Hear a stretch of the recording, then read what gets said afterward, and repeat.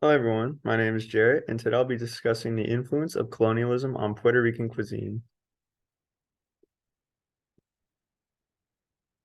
All right, to start with a brief history of Puerto Rico. So, Puerto Rico was initially inhabited by the Taino people, who are a group of indigenous people that tended to span across the Caribbean, and they lived here for hundreds of years before the introduction of another culture.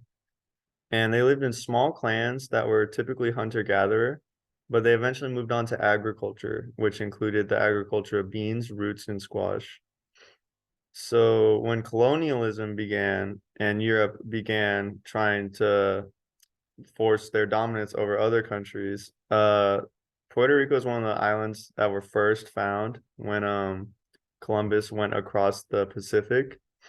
So in 1492, they were introduced to the Spanish, and unfortunately, this was the beginning of the end for most of the Taino people, as it was for many indigenous peoples, as they could not handle the diseases that were going to be spread. And whether this be through the people or their food or just anything, they could not handle the introduction of the other cultures because of the disease. And they ended up getting introduced to Mediterranean crops and rices and bananas, and they haven't really been independent since before the introduction of the Spanish. And their food, their people, and their culture are all a blend, both colonial and indigenous roots, and that's even more present in today. So just to show where Puerto Rico is on a map, as you can see, it's highlighted and with a pink circle in the Caribbean. And that's very close to the United States and separated by the Pacific Ocean from Spain. And the Puerto Rican climate, being that it is in the Caribbean, it is a tropical climate, but it also has varying ecosystems, such as coastal and marine, rainforests and dry forests. The Puerto Rican karst, which is mostly just limestone. It's like large limestone deposits that become integrated with the land, and mountains. So there's a lot of mountainous regions in Puerto Rico, and a lot of these different ecosystems contribute to creating a diverse plant life. And this plant life is good for the people, but it wasn't really good for having large animals. So there wasn't really anything for the Puerto Rican people to cultivate, since the food wasn't really sustainable for animals. And since it wasn't really sustainable for animals, that means it wouldn't long be sustainable for people either, which forced them to kind of utilize agriculture. And the primary colonizers of Puerto Rico were Spain and the United States, more so Spain, of course. And Puerto Rico was a colony of Spain for nearly 400 years. And this impacted their culture immensely, as it wasn't just their food and diets that were impacted by the introduction of the Spanish, but also their language. They still speak Spanish today. It's still the most common language in the territory. Also their religion. There is still mostly Christian and Catholics in the island, and their city designs even are very heavily Spanish. And it just shows how Spain has really become an integral part of Puerto Rico's identity, whether they like it or not. It's just a permanent like stamp on the culture. And the colony was eventually passed over to the United States after Spain ceded it following the defeat of the War of 1898. And this wasn't really that impactful to the people, as the United States didn't really seek to do much with the island. They just wanted the possession of it to show the rest of the world that they were a world power as well. But regardless, they still hold a large influence over the island, though it be mostly political.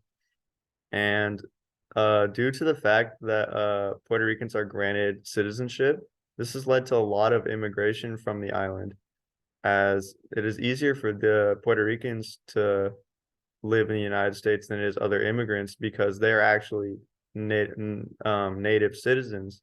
So they don't need to worry about going through a lot of processes that other immigrants do, which means that more Puerto Ricans are choosing to live on the country than they are on the island, which is kind of sad. And The to move on to the food history of Puerto Rico. So we have the Taino cuisine, which, as I mentioned before, is a lot of crops, specifically roots, beans, and other spices.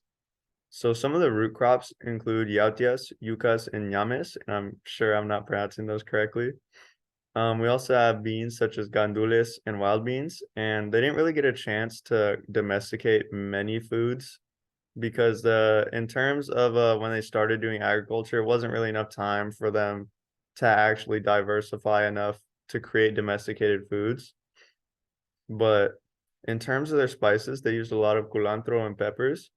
And culantro is mostly just cilantro. It's just more of a wilder version found on the island. And it has a stronger flavor and is characterized by darker leaves. And their peppers were native as well. So they had spicy and sweet peppers, which contributed nicely with the culantro. And as mentioned before, they didn't have any mammals really. So they had mostly get their meat from the ocean or waters, which include a lot of crustaceans such as crabs, lobsters, and shrimp. And they also ate a lot of shellfish and fresh and saltwater fish. So pretty much anything they could hunt, they would. And this contributed to the small animals such as iguanas, lizards, and the birds getting eaten as well. But this would mostly change upon Spanish arrival because Spain introduced a lot of Mediterranean foods, but they also introduced livestock.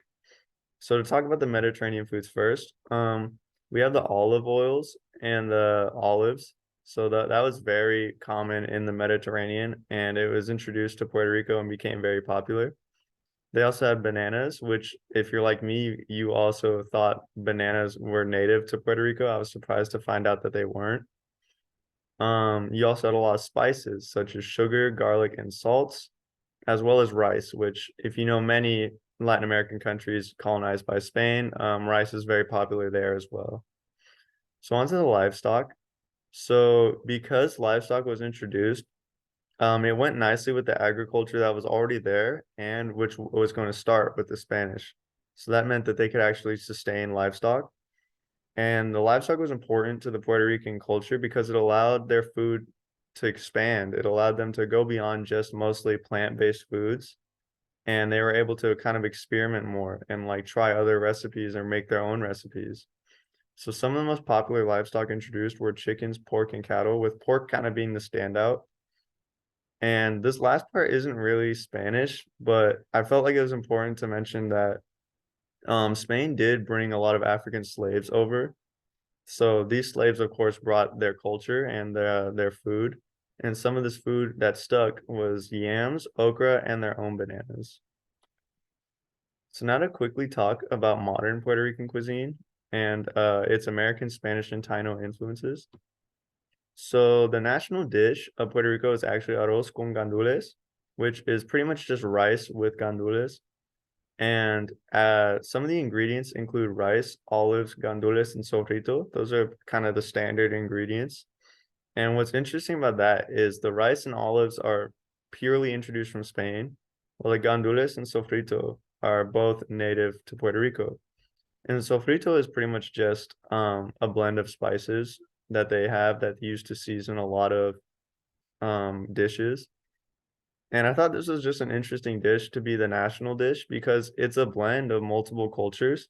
And I feel like it really accurately shows how Puerto Rico itself is a blend of multiple cultures. Next, we have pernil, which is also kind of interesting because it's basically purely Spanish because it's roasted pork shoulder seasoned with Mediterranean herbs and spices. And basically, none of these things are found native to the island. So I found it kind of interesting that Puerto Rico was able to take what was introduced to them, whether they use some of their own ingredients or not, and kind of make something their own out of it. And it shows its Spanish roots in its name, as pernil is derived from the Spanish word pierna, which means leg. And in Spain, pierna in Catalan also means ham, which shows that that's kind of what the recipe traditionally called for. But pork shoulder is more accessible and affordable in Puerto Rico. So I felt like that was kind of interesting to throw in because I felt like it was another kind of way that Puerto Rico was able to make the dish their own. And finally, there isn't really many dishes like that have kind of become a standard in American Puerto Rican culture, but it's definitely had a lot of influence from the United States. So Nuyorican is basically a term used to describe stateside Puerto Ricans and specifically ones that would live in New York, as that's the most popular place for Puerto Ricans to live in the United States. But they're more influenced by American culture than their mainland counterparts, as they're surrounded more by a large, diverse area of food.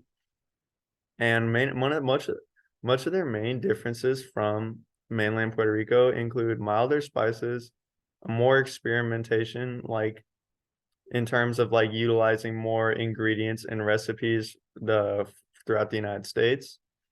And a lot of it is also mostly just American recipes that are made with Puerto Rican ingredients. So like burgers, pizzas, etc.